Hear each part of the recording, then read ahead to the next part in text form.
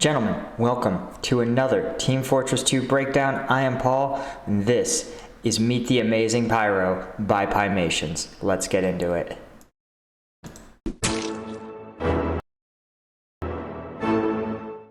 This is actually my first Pyemations production ever, so I am prepared to experience something.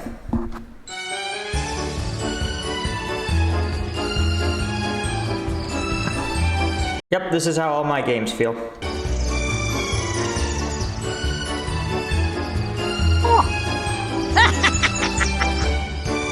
You know, I'm not clear on the baby meme, but man, the baby meme seems to show up everywhere. Yes!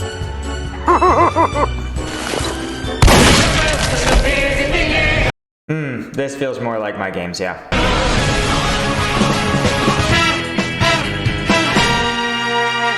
Team Fortress 2, copyright LOL by Pyemations. I appreciate them acknowledging this is done completely without copyright. But as you guys know, because I have talked about it numerous times, copyright is a squishy area, but it has exceptions for fair use for commentary and criticism, like yours truly.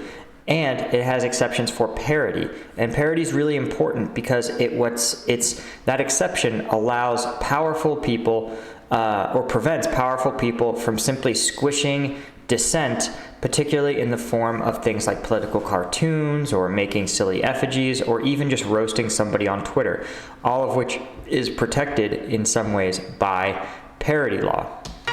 It's what also gives you the ability to make memes about your least favorite billionaire who needs to pay some taxes. Big muscles? Boom! Check. That's a really emotive gas mask. No one can understand your mumbles, pal.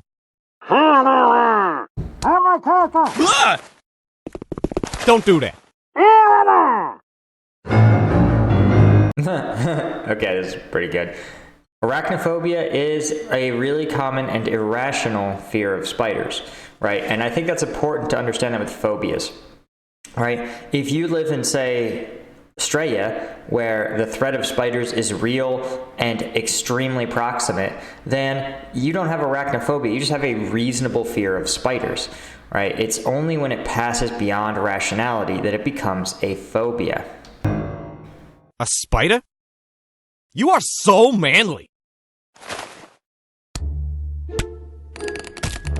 What the hell are you doing? Don't use that in here. Stop it. Get over it. Guys, I just want to point this out, that if you were to really use the flamethrower inside an old barn, it would be extremely hazardous. I don't know how this hasn't come up before in my videos, but burning things, especially old buildings, is a bad idea. You know, the whole fire safety movement really only started in like the 1910s with the Triangle Shirtwaist Fire, where this is preposterous. So it was a bunch of mostly women and children, seamstresses, who were working at a garment factory when a fire broke out. But because of the extremely stringent working conditions and the owners had locked the doors to prevent people from leaving early before their shift was up. So when a fire broke out, people couldn't flee the building. They couldn't escape. And every single one of them died. And it sort of harkens, and if you've been reading the news, you know that Amazon pulled a similar move to its drivers and warehouse workers when a tornado hit a Kentucky town. And the workers were told that they actually locked the workers in the building and ignored the tornado warning sirens. And texts were recently released between an Amazon driver in the area and their supervisor, where the supervisor told them to ignore the warning sirens because they are just a warning. For those of you that don't know, a tornado siren is a warning that a tornado is imminent. You should like get into shelter, seek shelter immediately. No.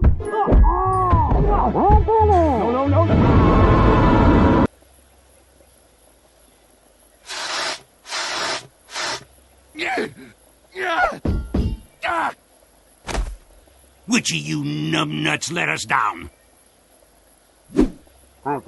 I mean, only one of them has a flamethrower. And if you have a fire caused by arson, you can be reasonably certain your first suspect should be the one with the flamethrower. Let me give you some advice, son. Did you know you can actually, there are ways to determine forensically if a fire was started deliberately or an accidental fire? And I actually don't know anything about how that determination is made, but they can even determine right down to whether or not what they call an accelerant is used. That's something that, accelerates a fire, i.e. gasoline, oils, or other sort of petroleum-based lubricants are pretty common. Boo!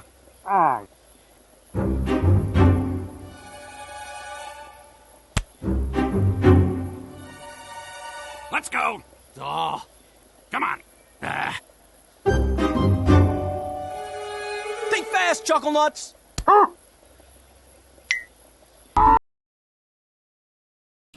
Terrifying.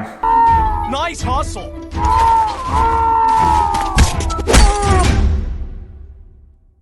My professional opinion? Yes. 10 out of 10. Don't you die on me. I love how when receiving medical attention, no one still bothered to remove his mask. But someone did say 10 out of 10, so maybe they did.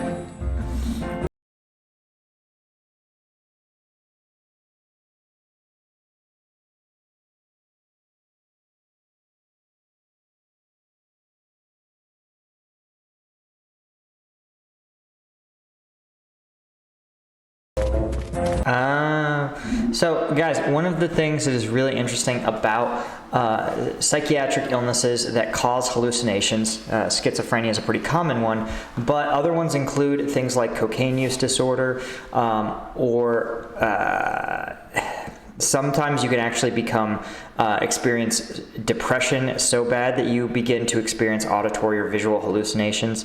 It's possible. There's also things like catatonia, which can sometimes have it. So auditory and visual hallucinations show up in a wide variety of mental illnesses, but most commonly in schizophrenia. And you can't really, there are different levels of self-awareness around what the person's experiencing. Some of the most common are, of course, hearing voices that are either benevolent or malevolent. So, but you can't just sort of talk your way out of it, right? Because it's a disorder of the mind, right? The part of your brain that produces skepticism about your sensory input just doesn't often, it often occurs like beyond that point. So you cannot talk someone out of the fact that like those things are real. Though sometimes you can screen it out. So a common screening question for visual or auditory hallucinations is, do you ever see or hear things at night that you're not sure if they're real? What the hell is that? What? Oh!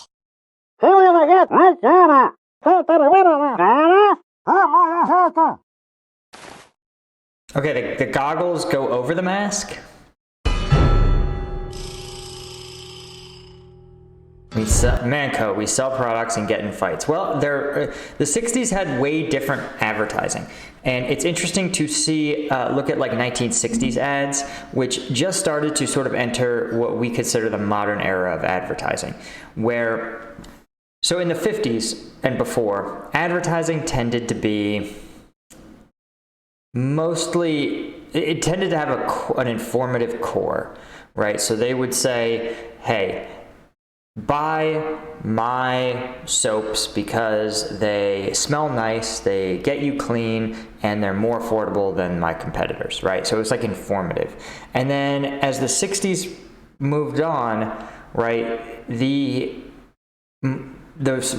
psychological research behind advertising started to show that simply conditioning the brain on a subconscious level to associate your product with desirable things or desirable sensations was enough to program people to purchase it, right? And in the 90s, right, the classic one when they said sex sells, that's because a pleasurable sensation of sexual arousal was partnered with products. And again, this is a programming that's hardwired deep into the brain so that you associate these products when you see them on a subconscious level with, again, 90s sexual arousal, oftentimes humor or laughter, any sort of positive sensation. And you can see that advertising has slowly shifted further and further away from informing people about the product to creating a sensation, right? Look at some of the iconic ads recently.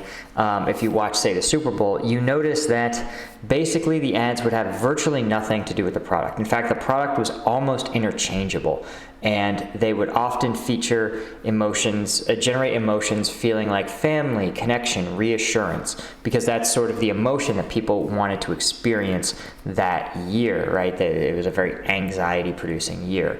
And so you literally would watch the first, 28 seconds of a commercial, not know what it was for, but know it was like family and togetherness is the most important thing. And then, surprise, it's Tide Pods.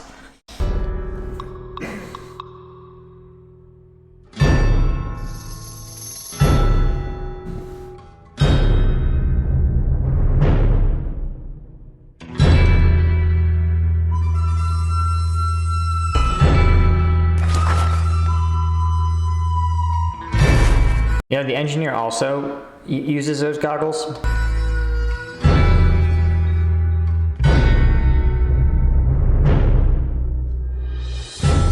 You fight like a girl. Get a real gun. Here. My pleasure.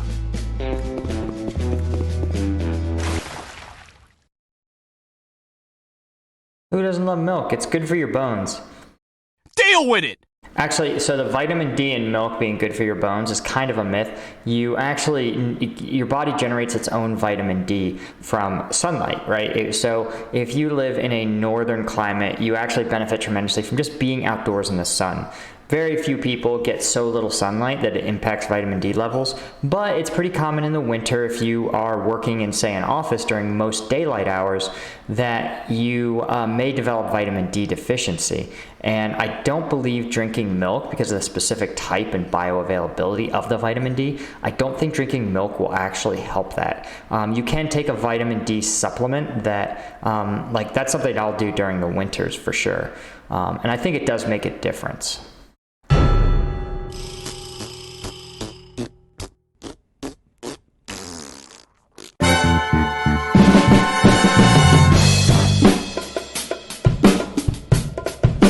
I appreciate that this is a reasonable outfit to enter the building in. This is just a testament to the fact that before 9/11, the U.S. had a much laxer security procedure with almost everything, right? You might pass through a metal detector when going to like an FBI building or something.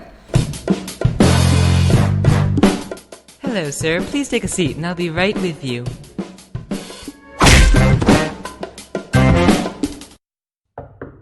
Also, in the 60s, violence against women was a lot more normalized.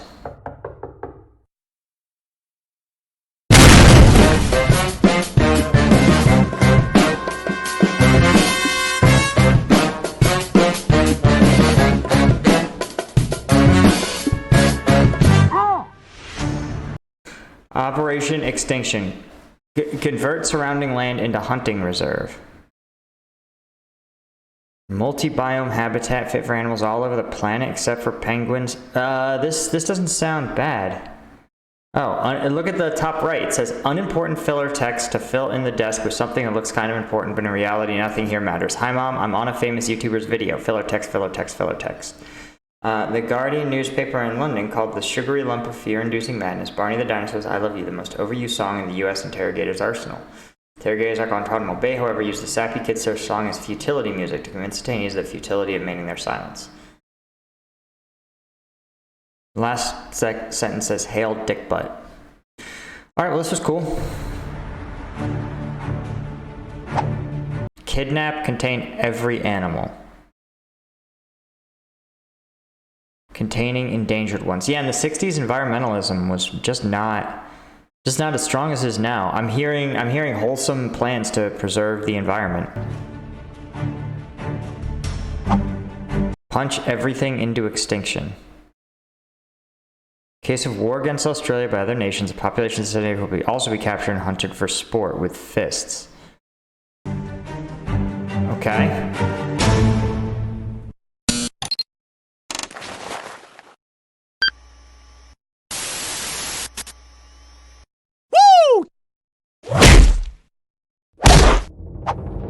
I do not appreciate little girls coming into my office unannounced. Especially when they look at my secret plans to punch everything into extinction. For shits and giggles. And I see you wearing the engineer's goggles. So, I guess you were horrified by the real world and have come for revenge then. Seems you're not a big fan of war, mate.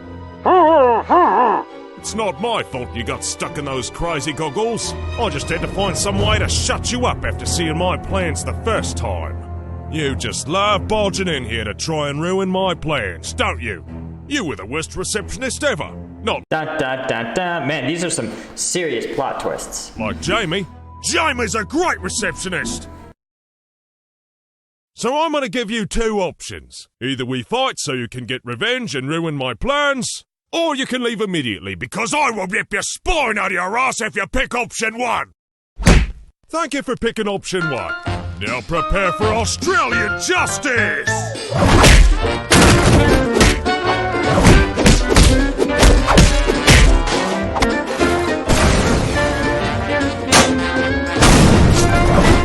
Australian justice is weird. You know, not every country kind of has their own justice system based on their own legal and cultural history. In Afghanistan, it would be frequently done at the behest of tribal elders who would rule on matters of justice. In the U.S., we do trial by jury, which has, of course, its own problems. And most every country has these sort of things. I believe in you!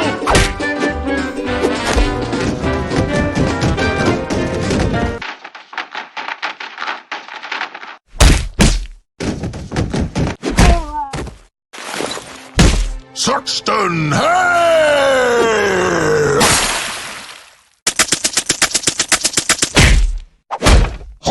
That is an exceptionally resilient chest.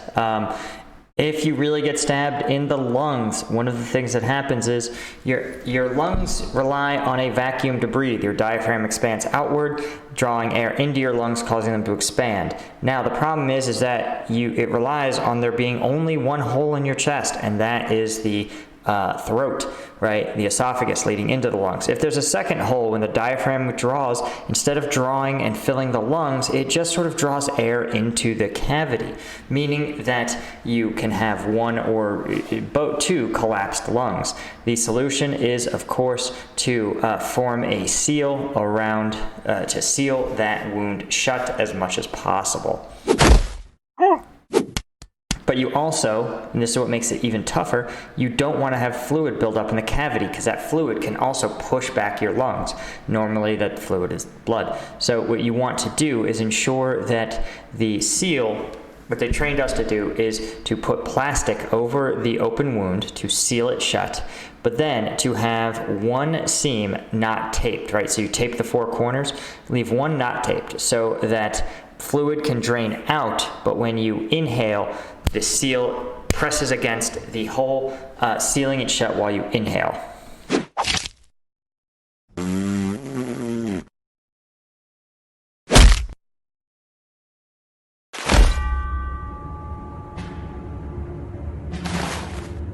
Ha! That's what you get.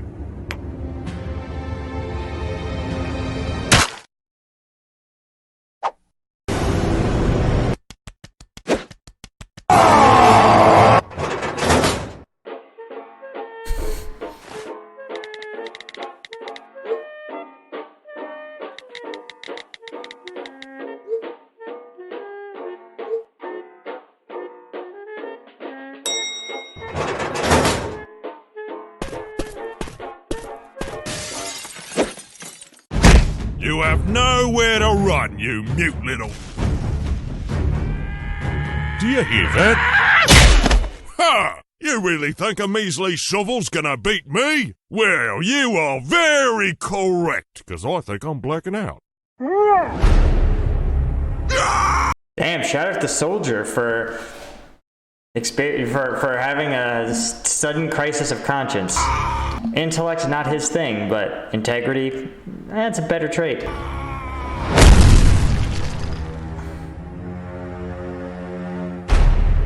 It's gonna take a lot more than that to kill me. Oh, well then, good game. Jesus. Holy Mary, Mother of Joseph! Come here, sister. Got a bucket of chicken. What the? Dance time, boys.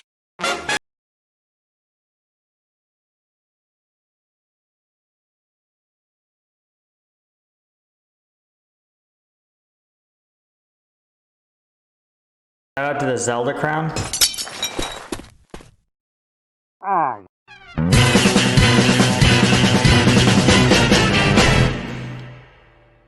All right, gentlemen, that was pretty great, actually. I really enjoyed that. Thank you for joining me on this dive deep into Meet the Amazing Pyro. If you want me to watch other Meet the Amazing team series, Pyemation stuff, you just let me know in the comments. And until next time, I'll see you guys later.